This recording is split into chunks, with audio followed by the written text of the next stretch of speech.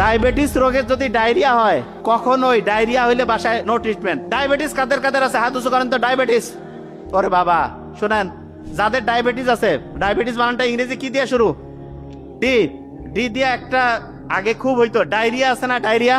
Diabetes রোগের যদি diarrhoea হয়, তার সামনে আর দুইটা ডি আছে, একটা হচ্ছে ডক্টর আর একটা হচ্ছে ডেথ। ডায়াবেটিসের রোগী ডায়রিয়া হয়েছে, একদম এমবিবিএস থেকে শুরু করে যারা ডক্টর তাদের কাছে যাবেন, নিজে বাসায় মাস্তানি করে স্যালাইন ট্যালাইন বেশি খাওয়ায়, কম বেশি করে, একদম আল্লাহ না করুক ডেথ।